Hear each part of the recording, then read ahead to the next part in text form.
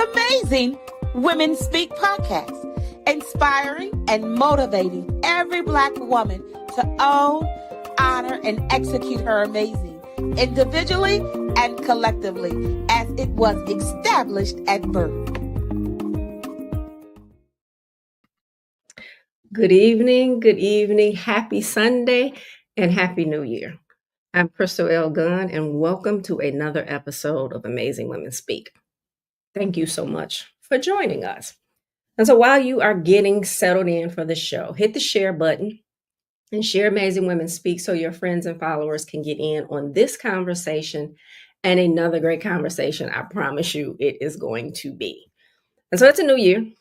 And you know the drill. You know how it goes. People are always making New Year's resolutions. I'm going to do this. I'm going to stop doing this. I'm going to cut people off. And we, by the way, at Amazing Women Speak, we're not very fond of New Year's resolutions. So as Michele always says, and I'm paraphrasing, why wait for a specific day of the calendar to do what you know you need to do today? So go back and watch the episode, The Bullshit of New Year's Resolutions, and you can find it on YouTube on the Amazing Women Speak channel. But anyway, let's get to today's discussion, which I cannot wait to unpack. The topic is letting go to grow, releasing what no longer serves you. But before we can welcome our dynamic guest, I must first welcome my BFF, Michele Harper. Welcome. Happy New Year and all of the good things. Thank you for saying yes to Amazing Women Speak, sharing your dopeness with the world. Hey. Hello. Hey, always the place that I want to be. Sitting next to you, having these conversations. And we can't enter this show without talking about this new look that we're rocking. So let's release what no longer serves us, right? It was time. Love it. I love it. Absolutely love it. And Wednesday's going to be really funny. So I hope you're still coming. Absolutely. Would not miss it. So to the topic at hand, right? Like it's a conversation that really does tee up how we think about kicking off a new year. And we can't have this conversation without having some amazing guests join us for this conversation that we're going to have and help us unpack and better understand why letting go and how to determine what to let go of is so critical. So Curtrice, come in and introduce yourself. Hello, Crystal and Michele. It's an honor to be back with you. I'm super excited. I'm Curtrice Renee Goddard. I am a spiritual therapist, a transformation coach, and a racial liberation facilitator. My background is in naturopathic medicine and a lot of healing modalities. I work with high-achieving women to help them move through their blocks and catalyze their life. And yeah, those are a few of the hats that I wear. Welcome, and welcome back. Look forward to diving into this conversation. Diviniti, please join us and introduce yourself. Hey, everybody. Hey. I am Diviniti. So glad to be also back with you again today. I am many things. I'm an educator, first and foremost. I'm a music person. I'm a DJ. I'm a vocalist. I'm an author. I'm a lot of different things. I am Diviniti. Welcome, and welcome back again. To our listeners, whatever platform you're joining us on, it is always a joy to make you a part of these conversations. Please drop your comments, questions in the chat. We would love to invite you in through the reading of your word, your comment, to make you an integral part of this conversation. I say at the top of every show, this year is no different. This really is the fastest hour of your day. So we really don't have time to play in shallow waters, right? Like we've got to get to the core of the conversation. And so when we begin to think about letting go of what is not serving, let's take a step back, because oftentimes we find ourselves in places where we believe we are being served, or that failure is necessary part of that journey in order to get to success. How do you begin to identify things that truly are not serving you and aren't masking themselves as something else? Curtrice? My barometer is my joy. And I think that used to sound really radical to me, because when you get to a certain age, people don't always, or societal wise, we don't really prioritize or focus on adults having joy and inspiration as a daily way of being. And for me, those are foundational aspects. I don't need to be here if I am not inspired to be on the earth, right? You know, inspiration comes from seeing a flower, you know, could see a certain color car. It doesn't have to be something monumental, but to be inspired to, which means to be imbued by the spirit, is so important. And when that joy is no longer there and I'm in a pattern, say it could be a job or a relationship, that's always a cue for me to see, is this serving or is this just comfortable? Is there opportunity to expand, and am I willing to look at that? I love that. Thank you. Divinity. Well, I'm going to start by saying that Curtrice is a big teacher of mine. So a lot of what I have to say we'll probably sound like twins in a lot of different ways. But what I'll say about this is, for me, it's almost the antithesis. If it starts to hurt, I need to look at it. So unfortunately, I am not to the point yet where I'm realizing that I'm still at a place where it almost has to hurt before I really start to look at it and really go, what is making this hurt and what can I do differently? Comfort is still a thing for me in a lot of different ways. So just to be comfortable is one thing, but yeah. If it starts to hurt, I need to make some adjustments. If it starts to feel painful, not necessarily uncomfortable for me yet, but painful, I need to adjust. Right. The thing around discomfort, right, is really an interesting thing to consider, because it often masks itself as comfort, right? And so because we fear the unknown, we'll sit in this thing that feels comfortable when it really is uncomfortable and not serving us. And so being able to learn how to identify those things and get comfortable with being uncomfortable, which will force us or challenge us or invite us to consider what needs to be different, it is a powerful and challenging thing that, if we're honest, we all struggle with from time to time, some of us more often than not. And so one of the things we really like to do in this conversation is to elevate some of those tools and resources and ways of thinking or rethinking or reframing that can help our listeners begin to recognize, or like, because it's comfortable for you doesn't mean it's necessarily good for you or that it is actually serving you. And it may cause you to make some drastic changes in your life. How do we do that? How do we begin to recognize and take those steps towards or away from something that felt right? A job for 20 years, a relationship, friendships. How do we begin to strategize towards walking away or walking towards something better? I think that's probably the key right there, that difference that you made. For me, I want to look at it as, what am I walking toward, as opposed to what am I walking away from? Like, what is my goal? What is my higher purpose? What is my real end game?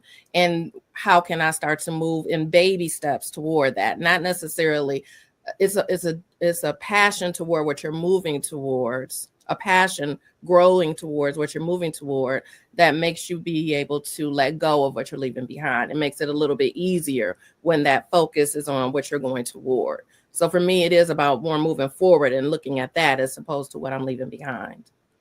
So Curtrice, how do we do the mind shift, right? From I'm leaving this behind versus I'm walking towards something greater. How do we begin that mind shift?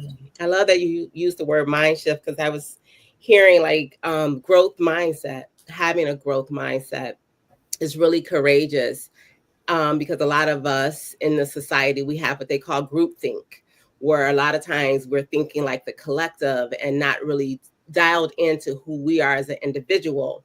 And so allowing yourself to have a growth mindset, a lot of times people have like a resistance to that because it starts to move you out of the crowd. Right. And when you allow that growth mindset, meaning I'm interested, I'm going to go to a workshop. I don't really know if I want to do ceramics, but I'll go, just being a person that gets up and change your Sunday to go to a new coffee shop or drop into a new podcast, allowing yourself to expand, it kind of helps you to tune into who you really are and what's calling you. And the big piece about this that I share and what I feel like really helps people to have a thriving life is to be preventative in life, to get ahead of things. Like Divinity said, a lot of times we do wait until it hurts or it drags us down the street. But when we become preventative, it's like, I'm going to start moving this way or stop eating this way. I'm going to go ahead of the curve. I'm not going to always have to let a truck drive me down the street before I wake up. I'm not going to wait for the illness. I'm not going to wait for the thing to come. I'm going to be preventative. So I'll do yoga every morning. I don't need to do it once I get the call that something is wrong with my body.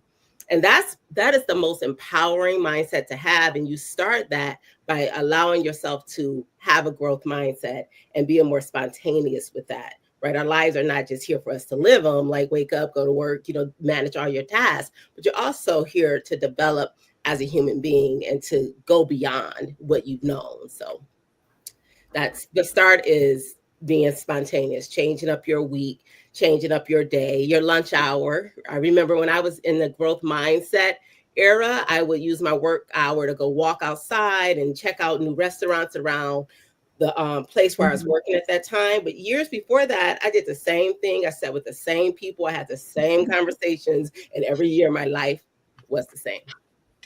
Right. Yeah. So some reflection had to happen, right? Like for you to recognize that this thing has been like year after year, I'm repeating these behaviors. And so, right, like here we sit at the beginning of 2025, where most folks are talking about my resolutions, right? Like what I intend to do, without doing a lot of reflecting on why wasn't I able to achieve this thing before, and why do I have to use, right, like January 1 to be the thing that's going to hold all of this pressure, right? Like you put a lot of pressure on yourself walking in saying what this year is going to do when you haven't done that reflecting. How do you get in the habit of doing that at a cadence that you're all of a sudden, right? Like, I can't wait for this year to go away. Like when I hear people say that in November, December, I want to lose my shit, right? Like you're chasing God's gift away to get to something new. Start, right? Like, so how does that reflecting process start? When does it start? How often should we be checking in to start to recognize some of those things that aren't serving us? So what's coming up, I love this because groupthink is coming up a lot, right? I don't remember ever being taught, even as a child or a teenager, a young adult, that I should have time for myself. It was actually expected that I spend more time outside, with other people, with family, at the event, at the baby shower, showing up for everything, showing up for everybody. Where's your boyfriend? Where's your thing? It was always this constant giving the energy away. And as I started to develop on my own journey, I learned that I have become so much more fulfilled and whole and through having time to myself. Like every day you should have downtime, whether it's a nap as adults. I think there's a woman up there, Nap Ministry. I can't think of her name. There's a book on that. So napping or just having solitude for 45 minutes, going to your car if you work a 9 to 5 and being with your own thoughts. That's where it has to start so that you can be in that reflective mode. Have your journal when you're at work. When I was ready to leave corporate, and I had all these visions and dreams and of who I knew I was and what I wanted to accomplish, I just started pulling my energy in. I would wear headphones at the office, just a little boundary to let people know I'm no longer wanting to interact as much. I'm writing, I'm listening to songs, I'm Googling, while I'm on the clock. I'm doing all these things, right? I was starting to grow mentally, and I was seeing that there was more out there, and I was able to get this awakening, I would call it, by having more quiet time. So actually honoring and creating sacred space for you. That must be, every human being should be doing that. It's not the opposite to just give all your energy away. And that means you're popular and successful and you're doing the thing. The person that has a boundary on their time and their mind and their spirit and their walk is going to be a person that is more reflective and more aware and more fulfilled, I would say. And if you're not doing that, how can you hear? You can't, without that isolation, you can't hear the things. We're already so disconnected from our bodies and from our spirit, which we've been conditioned since birth. When you think about a pacifier, oh, you got to put your kid on, this schedule. They got to go to bed at a certain time. They got to eat at a certain time. Or, you put this food on your kid's plate and the kid really wants ice cream. So they want to save some room. But what do you tell them? You got to finish the food on your plate before you can have dessert. Well, their body was telling them, well, wait, I'm getting full. I got to save room. So there's all of this conditioning that's pulling us away from the intuition, the signs, the things that are coming up. And if they come up because they feel uncomfortable, we kind of ignore them. But when you're in that isolation, oh, baby, you can't ignore it. So, Divinity, I want to back up to something you said where, like, part of your evaluation is, right, like, is this hurting me? And then you discovered, like, I don't have to wait until it hurts. When did you fall in love with you? Because that's what it takes to recognize, like, I don't have to be dragged. I don't have to be drugged. It doesn't have to hurt before I recognize I need to move in a different direction. What's funny is I was listening to the show I was on with you all last time, and just kind of listening to some of the things you asked and some of the things that I said, and this is one of the things I came back with. Like, this is still pretty new for me. Most of my life, I haven't been in a place where I can say I love myself, I care about myself, I'm putting myself first, or anywhere near the top of my priority list.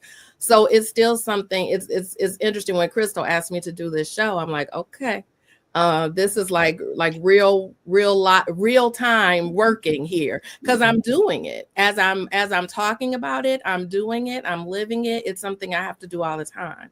So when did I learn to love myself? I guess somewhere inside me, I always have. But when did I become aware of it? Recently, like within the past 5 years, 6 years. That's powerful, right? Like, there's a difference in knowing that it's in you, and then what does it mean to act on that self-love? Exactly. Because some things have to change when you do that, right? Yes. Like, you become less available. Boundaries look different. Relationships look different. Trish, what was some of that transition for you as you began to discover? For me, even when Divinity is saying that, I think about it's courageous, actually. When you start to place boundaries and love yourself and prioritize yourself, there's a lot of projection that can come. Not everybody's happy with you not being present or being the same. Before we started, I was saying this, allowing myself to evolve right now, in my business, in my brand. Like, I get to be who I am today, but there's this uncomfortable road of what the expectation of Curtrice is, what the expectation of her voice. This is who she is. And I'm like, well, that's not who she is today. And I don't know, let me kind of break it to you, take you on this journey with me. But it takes a lot of courage, because that is what has fed me. It has given me things, it's given me praise and recognition. I'm like, oh, so are you about to blow up the whole foundation, but I have to, because, or it will start to hurt. Right now, it's just tapping me. And so that transition for me, I remember I was in a painful place, like ending a relationship. And I stepped into celibacy after that, because I was feeling hurt, and not so much over that relationship. It was actually a short-term experience, but I was reflective of, like, I don't really think this dating, I don't really see it contributing in the way that I need it to be. I don't see my life really evolving. I'm not where I want to be. I'm not who I want to be. And so I'm going to pull this energy back here. as well. And that's when I started transitioning. And a lot of stuff came after that in terms of becoming an entrepreneur and leaving my 9 to 5, those things. But it was that moment of feeling that discomfort and then being reflective of saying what I've been doing up until this point is not yielding. The ROI isn't high enough. So that was a huge boundary pool to move into that sacred experience with myself at that time. So I'm sorry, go ahead. Go ahead. I think there's levels to it too, right? The levels to the love that you have for yourself, because the more you heal, the more you grow, the more you elevate, the more in love with yourself you become, which I think is awesome and beautiful. And everybody's on their own journey. You can't, like, the level in which that love comes is based on your own specific journey. So people will look at someone else and say, well, they are such and such and such, or they have this or act like this. And it's like, yeah, they're on a different journey than you. And so I say all of that to say, give yourself some grace, right? When you feel like you should be doing something different or loving yourself differently or more, give yourself some grace, but pay attention to the signs for sure. Yeah. And what's your measuring stick, right? Like also having to pay attention to that, because we will create our definition of loving thyself based on, right? And right there, you'll get stuck and discover that you will continue to hold yourself hostage to what somebody else, right? How somebody else has gotten it done, how somebody else made it through, and try to love yourself in that way. There's a lot of time. I really love, Curtrice, how you lifted up, right? Like the ways in which we've been conditioned around groupthink, and to have to step away and discover who you are in silence, and then create that self-alignment, right? Like, am I in alignment with self first? And how do I let all other things enter into that space versus the way that we have been conditioned to do that? So January 1 is another time where folks get together and we create vision boards. Did you like roll your eyes when you said that? I felt something. A little, yeah. And I believe that there's power, right? Like without vision, people will fail. I believe in that. So for folks who are joining us that really have subscribed to New Year's resolution, right? Like we'll talk to you later about not having to do that again, but here we are now. What's the power of doing vision boards? How do we create change a fad, shift a fad into something that folks can really ground themselves in and grow in this year, if that's their first step towards letting go of what's not serving?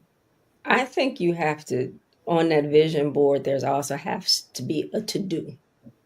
You can't just have the vision. What are you going to do differently? Because in a lot of instances, you've had this vision for the last 5 years. Right. So what are you going to do differently? What are you going to own? What are you going to heal? I think that needs to be part of that board as well, in order to, make sure that those pictures and those images that you want to acquire, to reach, to, what are you going to do? Like, everything points back to you. So what are you going to do to make sure next year's vision board has something different, because you've actually helped to manifest the things that you put on that board? And I would say, I think, as opposed to, or in addition to a to-do part, how do you want to feel? Not just what do you want to do and what do you want to accomplish? How do you want to feel throughout the year? A few years ago, I really shifted that and made that my focus. And I feel like that was a real, almost one of the most transformative years that I had, when I started. I didn't do a to-do list for the year or a list of goals that I wanted to accomplish. It was how do I want to feel? I want to feel proud of myself. I want to feel joy. I want to feel at ease. I want to feel love. I want to feel connected. And how can I make sure that those opportunities come to me? What positions can I put myself in? What, again, that's when it connects to the do. What do I need to do differently to put myself in a position to feel those things more consistently? But focus on the feel, not on the do. That would be what I'd say. Mm-hmm. I love that. And I was going to say, when Crystal said to do, I'm like, and the who are you being, like the beingness of it, right? I am that I am, right? I am that's more quantum, right? That's more actually moving. Well, I got chills as I say that. But I feel like even when Michele, you know, we were all kind of just feeling the energy around vision board, I don't want to project on you, but I can feel that energy of like, we are so much more powerful than going through these cycles, right? And so I could just feel that desire you have for the collective in that. And that's really powerful, like who the beingness of it, in like a more practical way that I do that. I remember being in LA because I've taken the road less traveled. So I've been kind of homeless and Airbnb. I've done all the story of the entrepreneur, right? And I remember I was always thought of myself as a billionaire, as a very wealthy human being, being able to help and build and do things in Africa. Like I've had all these huge visions, and philanthropy has always been huge for me. And I remember like really not knowing where I would be living in 3 months, but I will always donate to causes, even if they were like, oh, you can send $3 or you can send $11. Mm-hmm. And I remember them coming through my account. I'm like, ooh, you know, like, okay. So, whoa, that could have been brown rice. That could have been rice. And so, you know, that, but I end up just becoming comfortable with that and being connected to those causes and learning from those causes and having my hand in that intentional building with these things that I felt really aligned with. For me, was a code of wealth, right? Of me connecting with my values and being able to contribute, and not me needing to have, you know, millions of dollars in order for me to start giving. Like $3 was enough for me to step into what I could consider like embodiment, the being energy of a thing. So sometimes whatever it is on your vision board, like if it's some type of, I don't know, you want a luxury home, you could always go eat at Oga's or some cafe that's in the neighborhood where that home would be, like being in the energy of it, right? Being. Calling it in, right? Saying, I am that. I'm here. I see you. I should be here. You shouldn't stay where you are living now and just looking out into, you know, maybe or faith of that. Like there's a being energy that's powerful too. I love that. Right. I believe pull on whatever tools and resources that are available to you. Right. So if folks have been doing vision boards, right, like don't take my reaction as like never, don't do that. Right. What you just heard were 3 amazing women offer up 3 strategies to make a vision board really more impactful and something that's going to help you live out these things that you're envisioning. And so that really is the action, the doing part, and the feeling part, and the being part. So connect those as parts of your tools if you're going to do a vision board, as a way of really making it something that is livable and transformative for your life. I was just at a visioning party, and they played a TED Talk, and I can't remember the woman's name. And what she said was, the thing that I do throughout the years, I collect things and put them in a box. And then when it comes time for, she does action boards is what she calls them now. And she pulls those things out and it creates that story for her, which I thought was a powerful way to write. Like if you're going to use this as a tool to really get a lot out of it, that's really going to, what is speaking to you, versus this party where we put a bunch of magazines and stickers on the table without time to be reflective of, right, like of the things, right, like of the strategy, and to put it together. So I participated in the activity, and then the right side of my board is blank to be able to do that very thing for the year, right? Like I'm going to use this as a tool. I'm going to attempt to use this as a tool. And that's funny because it's sitting right here. I'm going to attempt to use this as a tool, blank, right? To do that very thing, capture action, to feel and to be. So yeah, I really appreciate that drop for the folks who still believe that is one of the ways, and it is one of the ways to help you make clear the things that you should be doing. Just a little hack too. It don't have to be a board, just for the people in the back. It doesn't have to be a board, really. I mean, like, that's one small thing you can do to just kind of expand, just start thinking a little bit. That's one little thing. It could be a wall. Yeah.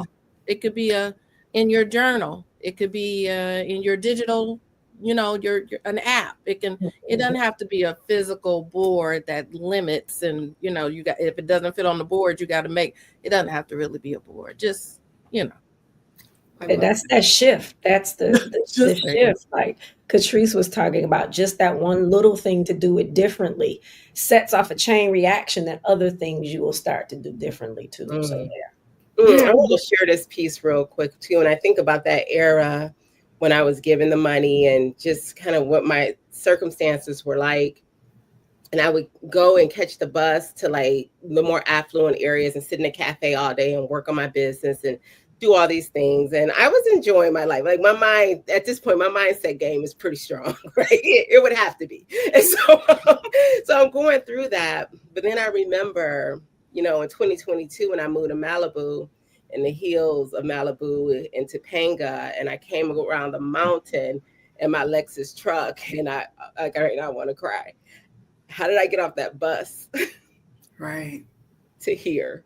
And when I got there, I had already been there. I didn't wait. Right. Like, I was already engaging with that energy that I started here, getting off on the bus, getting on the wrong buses and all the stuff I experienced until I could pull up. Right. But there was that's important, because most people feel that these dreams are so far away. They're just on TV, or they're just for Oprah. And it's not. And that your imagination, they say the imagination is the mind of God. And so when you're thinking of a thing, that's a sacred moment you are having. That is for you to manifest and actualize. Yeah. I love that. So want to take a step back to the self-work. And in order to be able to let go, we have to recognize that we've been holding on to, right? Divinity, what apology do you owe yourself?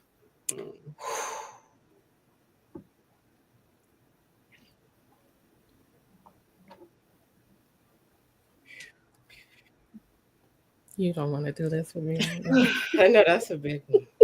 Yeah. Woo, that just came out of, that is not fair. Yeah. We were all laughing and having such a good time. She literally just shook up the room, right? Gosh. A lot of different things.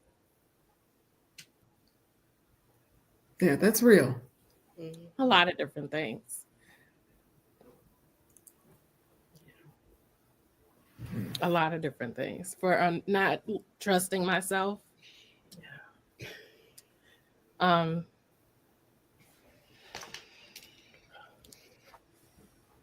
not trusting myself and not loving myself in the moment, to know that I knew what I was doing all along and I should have trusted myself. And then get past it and beating myself up and feeling ashamed for not trusting myself in the first place when I knew what I was doing. All is just a cycle. So I have a lot to apologize to myself for. Yeah. Curtrice? I relate to that. Divinity, I've never heard you say that. I've never heard myself say that. I hope somebody recorded it. That's a big deal. I don't think anybody's ever asked me that question. So I'm so grateful for that question. And I think that's just the tip of my iceberg. Now that I'm really thinking about that question, I got to sit with my thoughts in my journal. And I have to, that's so big. That's an amazing question. Yes. Amazing. Yes. And I have the same answer. Not trusting myself, and feels like a giving up in a way. In a way, because you're doing enough to seem active, but if you got a different calling and you're not doing the calling, then there's a and that really is that's painful, to not honor the medicine and the wisdom and the gifts that are coming through you. Right. And it's interesting because Divinity said, trusting myself and then knowing all the time. And I think that's part of the, I don't call them lessons, like wisdom that we get to experience, is that where a lot of times we've been asked to go first in things, but not, not to see it. No one else has done it, or they're not in your vicinity. And so you have to really move out in a deep state of trust. And yeah, I definitely owe myself an apology for that, for so much. And I've had so many moments of seeing ideas and different things come. I'm in somebody's company now. I'm like, I had this idea 20 years ago, which I love what he's doing, but I did, but he moved, And so with those moments, and I know there's no lack and I can create it or recreate whatever, but that it always like hits me of, you didn't believe enough, or you didn't see it, or you didn't feel validated, or whatever came up. I didn't honor what I knew. Right. So when you ask, hold on for 1 second. Words have so much power, and so we use them with intentionality, or we should. So Curtrice, you said not lessons, wisdom. What's the difference? So a lesson for me, it carries a connotation of the way that it's used, not literal, that something that you really didn't desire happened. Like, well, you learned a good lesson. Well, that's a good lesson. Or I learned a lot of lessons there. It's never said with joy, I learned a lesson, And so for me, when I'm moving through life experiences and what you would consider a moment that you now have a revelation about, learn something about yourself, I've gained wisdom, and that wisdom feels for me like a more empowering energy, that I'm moving through life to have experiences, and I'm becoming more because of it. I have wisdom now. Remember this moment. I'm not being punished if I get a divorce. That's not a lesson or a punishment. Right. I've gained wisdom. I'm glad I had that experience, a human experience. We're here to have experiences, and not all of them are to be joyful, or else we wouldn't have access to all these emotions.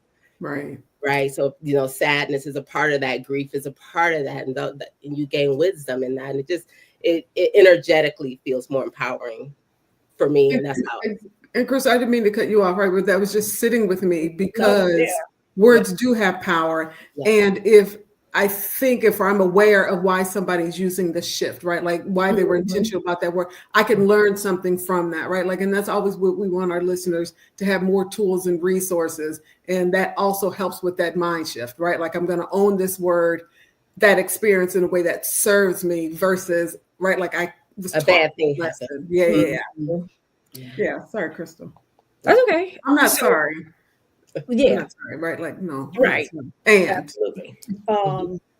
So when you asked the question and you shook up the room for everybody, including our listeners, I'm sure, and I hope that they thought that through and answered it for themselves. And I wrote down my answer, which was playing it small, right?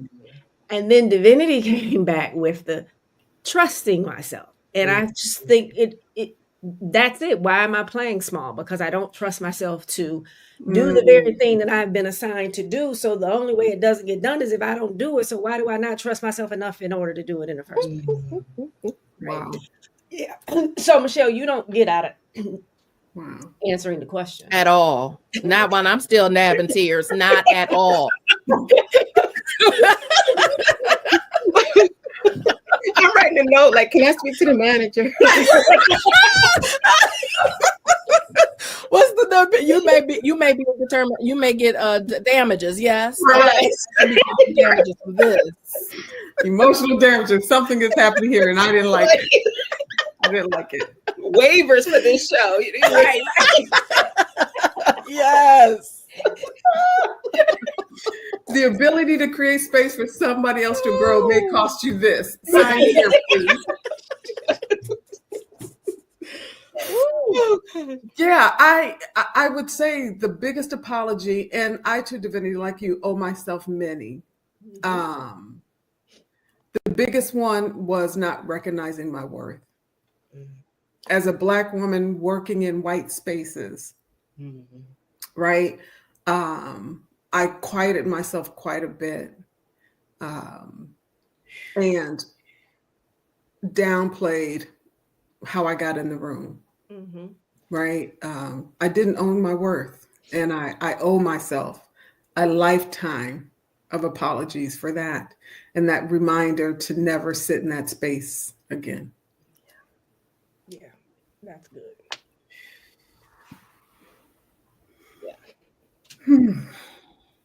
Now you want me to go back to hosting after? There, Divinity. You happy now? I'm out here with you. I'm out here with you. I can see your thoughts. Because it was like the collective exhale. It was like, Yeah, it was. yeah. I mean, how do they say it? Facts. We do own ourselves many apologies. And so I don't know, my challenge to everybody who's listening now and to everybody who will watch this on the replay, write yourself that apology letter, right?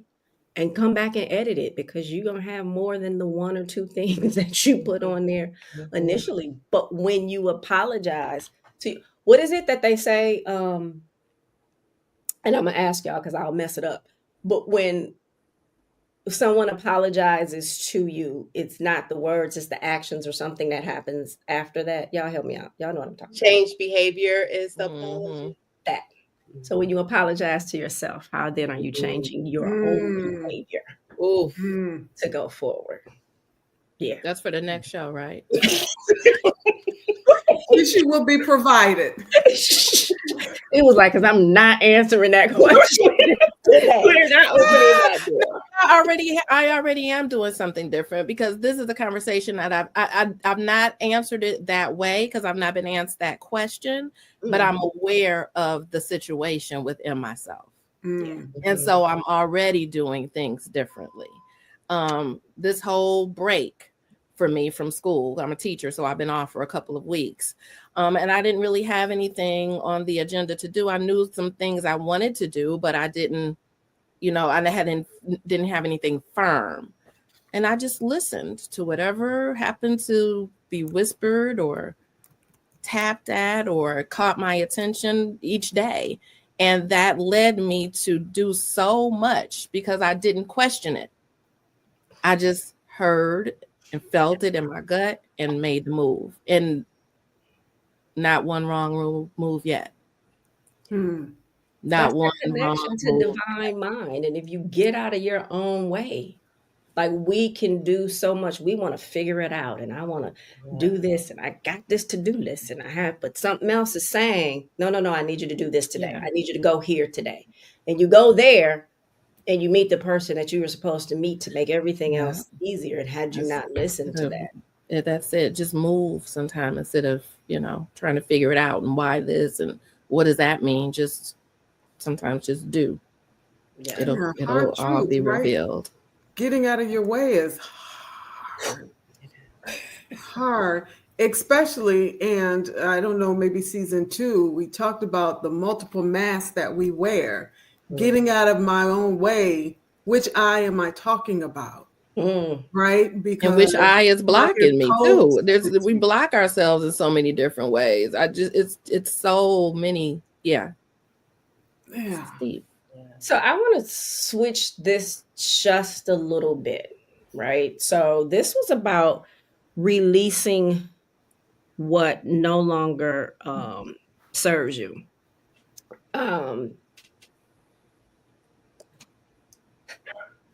We are also in situations where we are not serving, and we stay and we do whatever the thing is. So, I always say, I don't have any business being in your life if I can't bring something to your life. So part of releasing what no longer serves you is releasing those things that you're no longer serving for whatever reason, the things, the people's thoughts, the ideas. So I I don't really know the question to ask behind that. But what are those things that you are continuing to stay around, do, but you're not really serving them anymore? Like you're not giving them what it needs to grow. You're not watering the thing. Ooh, somebody make sure Crystal has to answer that question.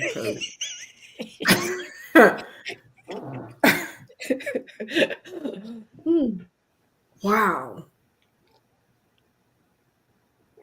And why do we continue to do the thing? Does it go back to being comfortable? Okay, I'm at this job, but I'm not giving it my all.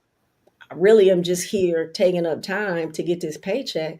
When you're not doing that job,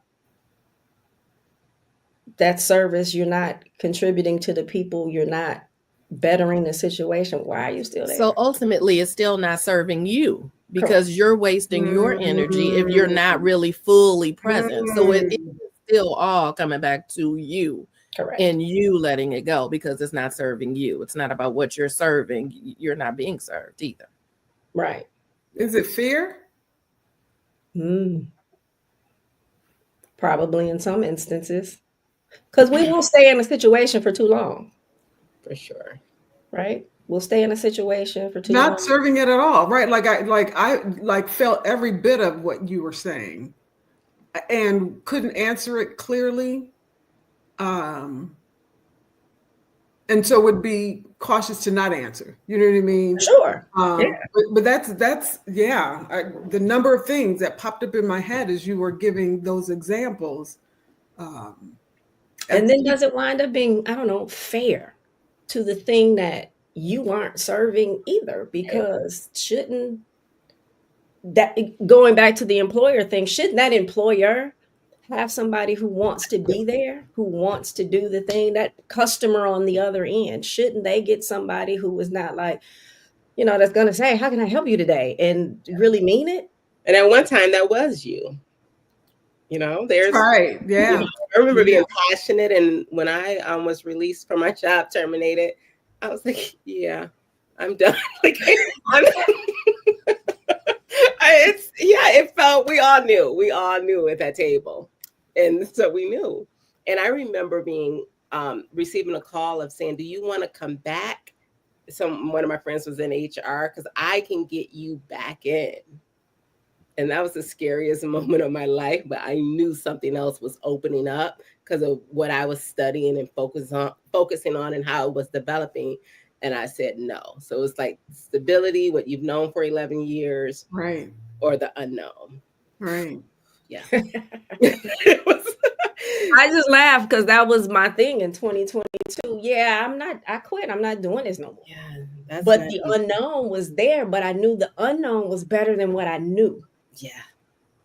And I didn't even know what the unknown was, right? But I can't do this piece anymore. So yeah, that's operating on another level of faith, right? And so, Divinity, I really like how you push that thing full circle, right? Yeah. And so, as she said, am I being fair to my employer as that example?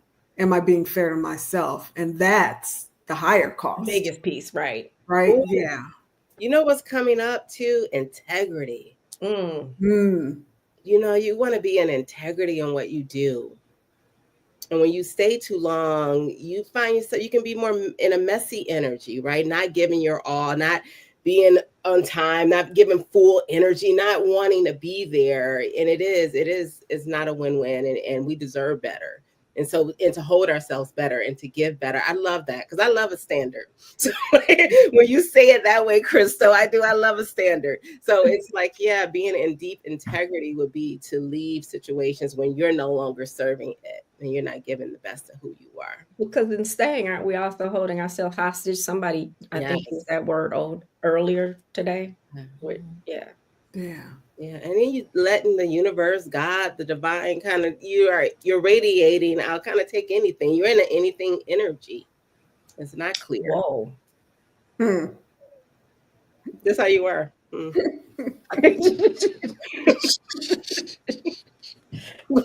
Oh, okay. We could not have started off 2025 with a better conversation. Yes, powerful. Wow. Jeez. Yeah. So fastest hour of the day, right? We certainly want to leave a few minutes left to let folks learn about who you are and the gifts that you give to the world and the many hats that we wear. As we begin to wrap up the conversation, what do we offer our listeners? If there's one thing of the many that you want folks to walk away with and really begin to sit with, what would that be? I'm going to go to Curtrice first. Vinny, I'm going to let you sit with it a moment because I have put you on the hot seat twice. Is this a question or a tool? However, Yeah, if you want to, right? Yeah, if you want to have folks sit with a question. Yeah, I put a tool, which what we started off in creating sacred time for yourself. Like my clients have like sacred Sunday or whatever day that aligns. Sunday works for most people. And if you don't have a day that you can dedicate because of family or different commitments, at least having a sacred hour where your phone is on airplane mode, it is just you. In that hour, you can dance, have tea, brain dump, listen to music, do whatever it is that lights you up. So they're reigniting their fire, resting, watching Netflix with no guilt, right? Really allowing themselves to enjoy their homes that they're paying rent on, that they're always, even though they're always in do mode, right? So that's sacred Sunday. And it's not easy. Like most of my clients are still working and moving and taking care of people instead of being in a sacred space of being with themselves and listening, allowing to hear back from all the desires you're putting out. Then you want to get quiet so that you can receive, like Crystal shared. So maybe with that. I'm going to echo something I said a little earlier and just focus on how you want to feel. How are you feeling? Like, how are you really feeling? Not just, what we say when someone asks us how we're feeling and we give that programmed response. How are you really feeling? Yeah. Is it just okay? And don't you want to be a little bit more? Like, what can you do to get yourself a little bit higher than where you are? So I like that as a tool and a question. Follow up. The question is the tool. Yeah. Yeah, to shift a little bit. Because naturally that first response would be the typical response. Yeah, and you're inviting us to go a little deeper. Yeah. How are you feeling? We talked about the apology. What do you have to apologize to yourself for? And after you figure that out and have written it down and have journaled on it, forgive yourself for it. Right? You really have to. You noted, now let's forgive it, because you got to forgive it in order to then move forward. So it's not enough to just recognize it, but forgive it in order to release it. Once again, action. Got to move on the thing. Got to move on the thing. Got to move on the thing. So, Curtrice, you shared a few of your hats at the top of the show. Tell folks about the way that you provide service to others. Yes. So I'm currently running programs. My new program is coming up on the 17th, and it's a 21-day experience. And in that, we are developing more of a wealthy consciousness, you could say, through clean eating, daily rituals, mental nutrition, and physical body movement, along with lectures and I call them wisdom downloads from myself. So this is going to help people. I made the 21-day experience based on where my clients are needing support, which is community. So this is going to help people to establish like their internal blueprint for wealth consciousness, right? Which means feeling fulfilled in every area of your life, not just resources through monetary, but relationships, self-love, and all those other good things. So I'm excited about that. That's my main focus right now in terms of services. I love that. Yeah, me too. Diviniti. How can folks find you, Curtrice? At my website, just like my name is here, Curtrice Goddard without the R, CurtriceGoddard.com. Thank you. Yes, thank you. My question, same question, how am I of service? Well, my students will tell you one thing. The people who listen to my music will tell you something else. So I do a lot of different things. So that answer is varied. But I think the biggest service I give is to just be myself and to just kind of, however messy that is and whatever it happens to look like at the moment and how it changes from second to second, I'm pretty open about that and transparent. So let's see. The latest offering I have is a children's book that is complete.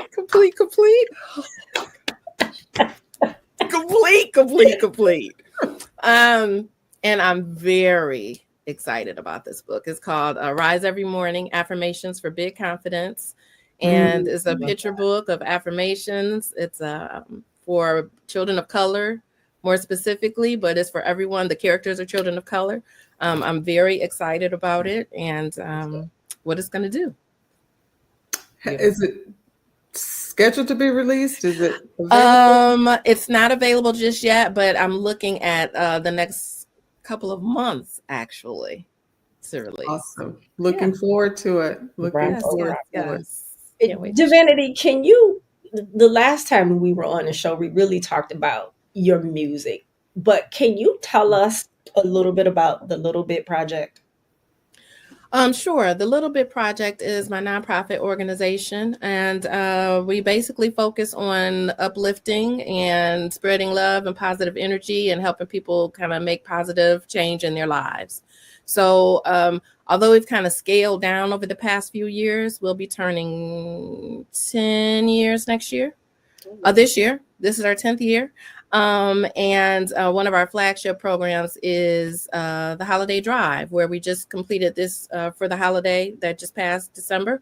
We collect needs and wants for about 15 to 20 young people in the city who just, their families are in some type of crisis. Parents are incarcerated or drug addicted. They're in foster care or something. And we just make the holiday season a little brighter for them, get them some things that they need and want. And that's basically what the Little Bit Project is all about, just touching others' lives. And the premise is if we all do a little bit, it makes a big impact.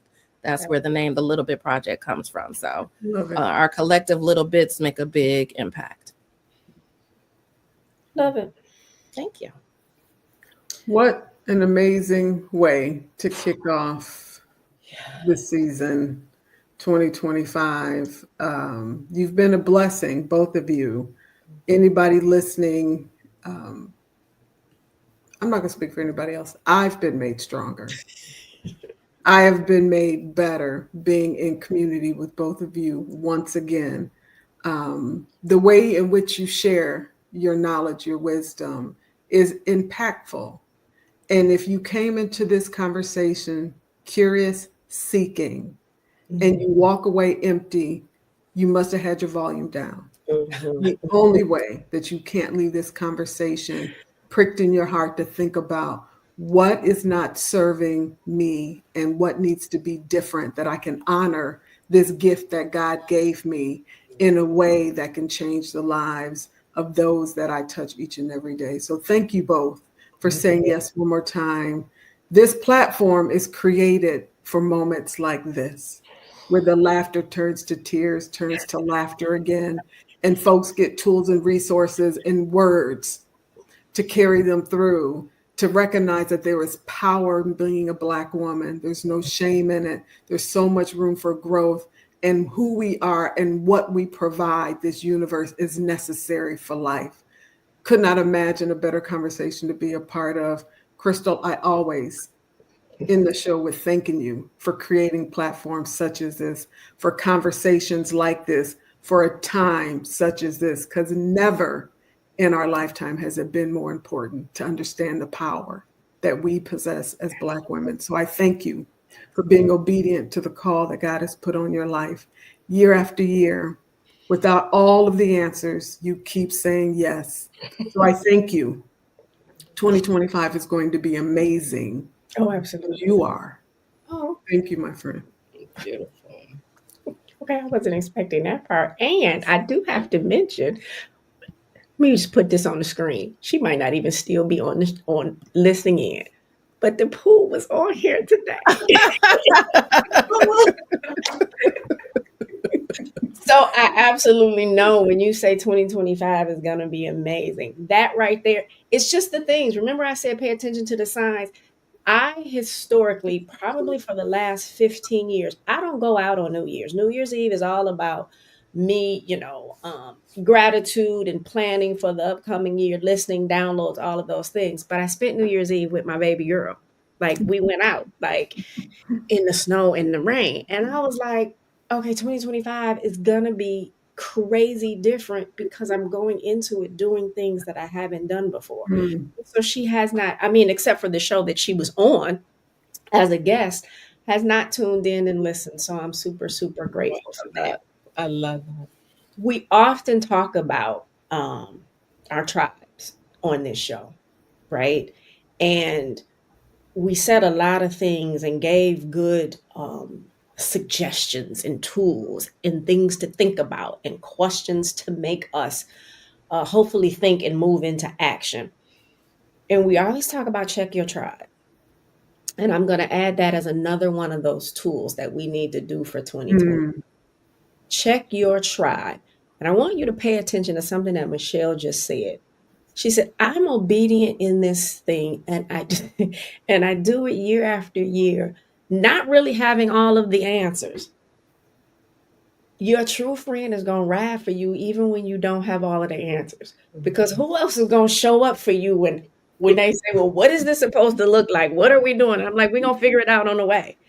Your true friend is going to do that. So, Michele, I thank you for showing up and curating these conversations like no one else can. Like, it's absolutely amazing. And Diviniti and Curtrice, y'all part of the tribe. I don't even know if you know that, but y'all are part of the tribe, right? Y'all are definitely part of the tribe. And I thank you for the gifts that you give and for your transparency.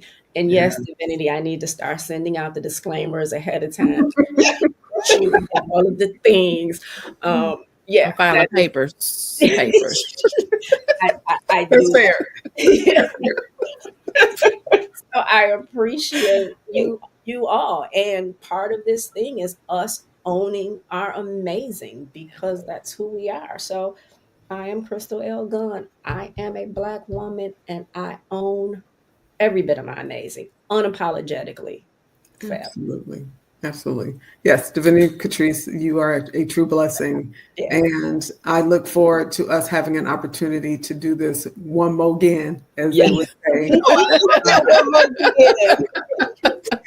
Conversations are always enlightening and really do my heart a world of good. It is always powerful to be in company with amazing Black women, of which I am one without apology. My name is Michele Harper, and I own it 100%. Diviniti. So grateful to be here again with all of you ladies. It's an honor. It's a privilege.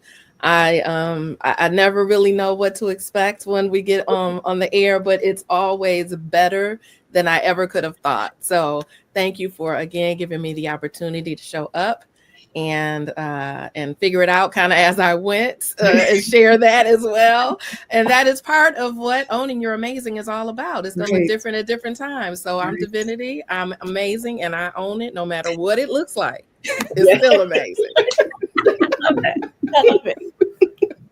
I love that.